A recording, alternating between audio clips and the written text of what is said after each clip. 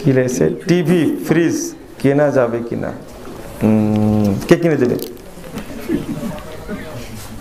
এটা তো লেখেননি আপনি, এটা জানার কথা, কিন্তু কে কিনে দেবে? না না না না, কিস্তিতে দেবে, শ্বশুর বাড়ি না, এটা দিবে কিভাবে দিবে? শোরুমে দিবে আপনাকে, শোরুম থেকে দিচ্ছে, তাই না? এটা জায়েজ। যদি মালিক, কাস্টমার আর দোকানদার দুইটা যদি হয় তাহলে জায়েজ। খুব ভালো করে শুনেন, আপনি ফ্রিজের দোকানদার, আমি নিতে গেলাম ফ্রিজ, তো আপনি বললেন ভাই নগদ যদি নিয়ে যান 50,000, আর বাক যদি কিস্তিতে দেন 60,000, ঠিক আছে? আপনি যেমন তারা তাবিজ ব্যবহার করে, অন্যায়ভাবে মানুষের টাকা মেরে খায়, মসজিদের টাকাও মেরে খায়, নিজের মন মতো মসজিদ চালায়, তাহলে কি ওই মসজিদে নামাজ হবে? এটা হলো ব্যক্তির দোষ, এটা তো মসজিদের দোষ না।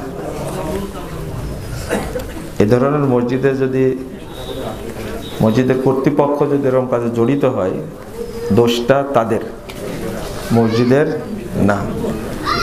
এমনকি মসজিদে যদি কেউ হারাম টাকা দেয়, এই ভাই চাইলেন যে আমরা হালাল টাকা থেকে বা হালাল রুজি থেকে দান করি, এই কথাটা মনে আজকে বলেছেন, তাই না? আমরা তো হালাল টাকা চাই, এরপরে যদি কেউ হারাম দেয় মসজিদে, তাহলে দোষ কিন্তু মসজিদের না, কার? তাহলে ফতোয়া কিন্তু এটা না যে ওই মসজিদে নামাজ হবে না, ফতোয়া এটা না। ফতোয়া হলো ওই ব্যক্তি অবৈধ অর্থ মসজিদে দেওয়ার কারণে তার পাপ হয়েছে, নেকি তো দূরের কথা, ঠিক আছে? আর তাগুতের সংজ্ঞা দিয়েছেন আপনারা, যেটা মানে আমার বক্তব্যটা ছিল এরকম মনে হয়, তাই না? কিন্তু এখানে তাগুতের কথা একটাও আসেনি। আপনি যে উদাহরণ দিয়েছেন, তাগুত বলা হয় আল্লাহ এবং আল্লাহ রাসূলের আইন বাদ দিয়ে যে আইন প্রণয়ন করা হয় তাকে কি বলে? তাগুত বলে। আল্লাহর আইন বিরোধী যে কোনো নিয়ম আইনই কি তাগুত। 2 নম্বর হলো যারা এই আইন কানুন দ্বারা, মানব রচিত আইন দ্বারা যারা দেশ পরিচালনা করে, তারা হলো তাগুত। কথা বোঝা গেছে? তাগুত কাকে বলে আজকে পরিষ্কার হন। একটা হলো মানব রচিত আইন, যেটা যেটা আল্লাহ বিরোধী, আল্লাহর আইন বিরোধী যে কোনো মানব রচিত আইনকে কি বলে? তাগুত। আর এই আইন যারা পরিচালনা করে তারা কি? তাগুত। মনে থাকবে? তাহলে তো সংজ্ঞাটা খুব কঠিন হয়ে গেল, তাই না? আর এই তাগুতকে আল্লাহ বর্জন করতে বলেছেন, আর যতক্ষণ বর্জন না করবেন ততক্ষণ হেদায়েত পাবেন না। তাহলে আমরা মনে হয় হেদায়েতের মধ্যে এখন নাই, তাই না? বুঝেন মনে হয় কথাটা? আমরা কি হেদায়েতের মধ্যে আছি? আমরা তো মানবরচিত আইনের প্রতি খুব শ্রদ্ধাশীল, তাই না? এই বাংলাদেশটা এখন চলছে আলহামদুলিল্লাহ, ভালো অবস্থায় চলছে। তো এই বর্তমান যে রাষ্ট্রের প্রকৃতি অবস্থানটা, এটাই এলো ইসলামী রাষ্ট্রের একটা কি কাঠামো, বুঝছেন? একে আপনারা কি ভোট দিয়ে নির্বাচন করেছেন কাউকে? না। এখন এই রাষ্ট্রটাকে শুধু বলে দিলে হয় যে কোরআন সুন্নাহ মোতাবেক পরিচালিত হবে, তারা চাইলে কিন্তু করতে পারে।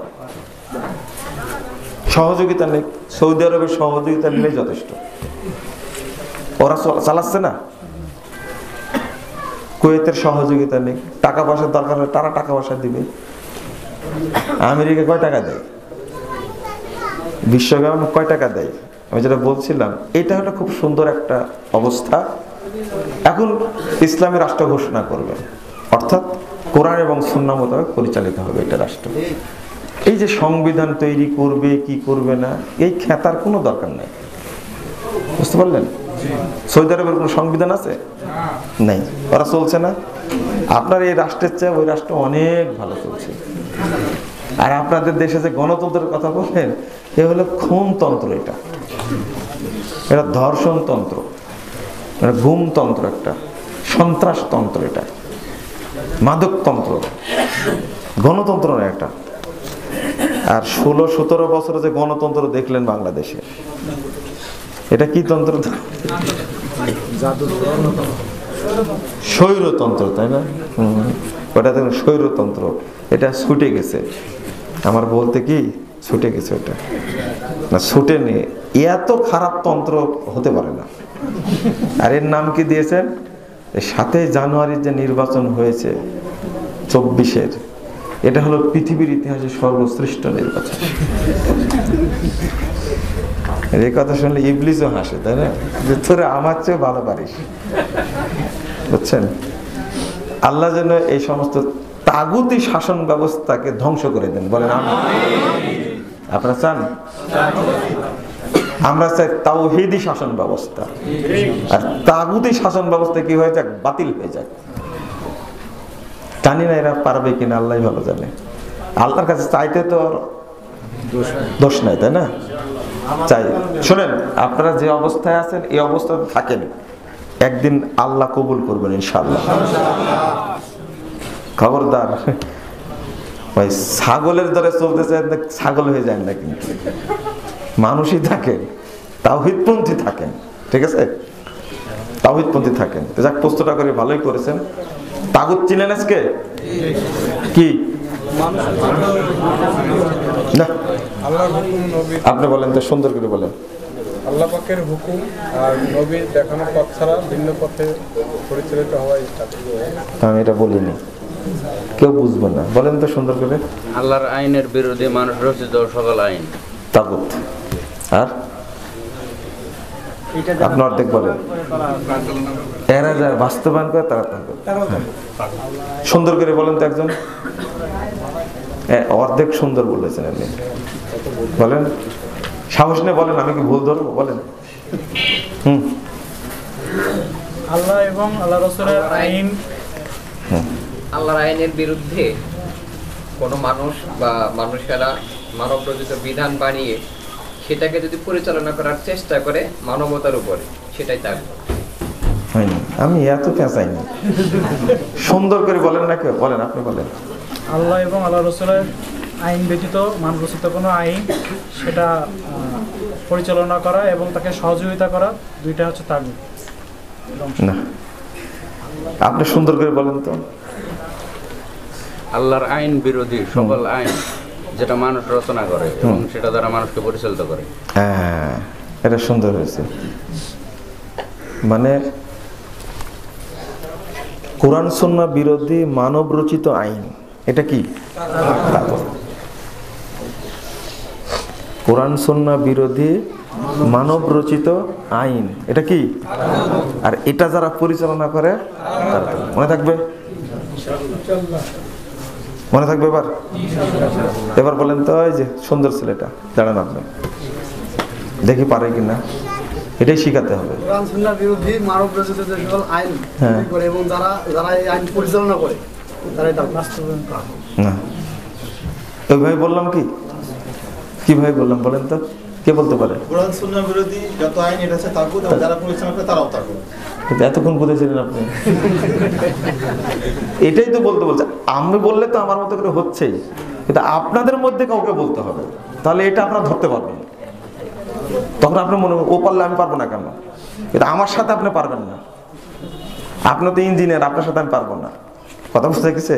কিন্তু এখন আপনারা নিজেরা বললে একটা প্রতিযোগিতা হবে, উনি পারলেন আমি পারবো না কেন? তাহলে কোরআন সুন্নাহ বিরোধী মানব রচিত আইনগুলো কি? তাগুত। আর যারা এটাকে পরিচালনা করে, এই দুইটাই তো বলতে হবে। আর এই দুইটাকে শয়তান বলা হয়েছে। কোরআন হাদিসে কি বলা হয়েছে? শয়তান। তো ঠিক আছে, কিস্তিতে কি রয়েছে? টিভি ফ্রিজ কেনা যাবে কিনা? কে কিনে দেবে? এটা তো লেখেননি আপনি, এটা জানার কথা কিন্তু। কে কিনে দেবে? আরে শ্বশুর বাড়ি থেকে দেবে। না না না না, কিস্তিতে দেবে, শ্বশুর বাড়ি না। এটা দিবে কিভাবে দিবে? শোরুমে দিবে আপনাকে, শোরুম থেকে দিবে, তাই না? এটা জায়েজ। যদি মালিক, কাস্টমার আর দোকানদার দুইটা যদি হয় তাহলে জায়েজ। খুব ভালো করে শুনেন, আপনি ফ্রিজের দোকানদার, আমি নিতে গেলাম ফ্রিজ, তো আপনি বললেন ভাই নগদ যদি নিয়ে যান 50,000, আর বাকি যদি কিস্তিতে দেন তাহলে 60,000, ঠিক আছে?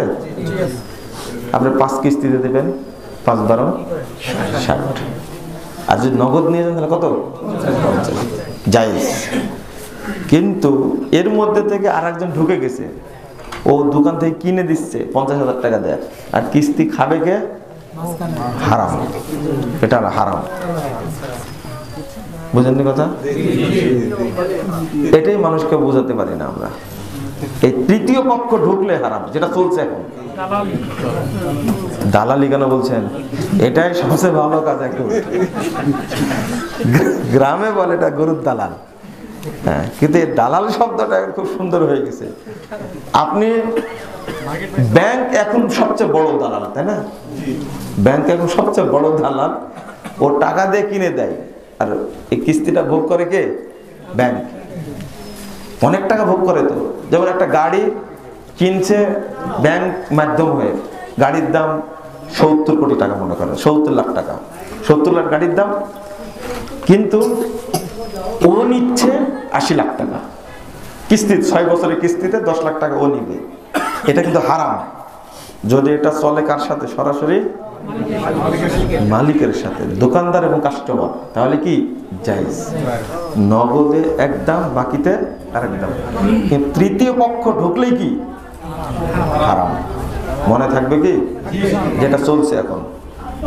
আশা করি পরিষ্কার হয়েছে। এটা ব্যাংক যদি নিজে কিনে রাখে আর গোডাউনে রাখলো, যদি তারপরে বিক্রি করে, ব্যাংকের একটা গোডাউন আছে, সে মালপত্র রাখলো, ক্লায়েন্টকে দিয়ে দিল, তাহলে ব্যাংকের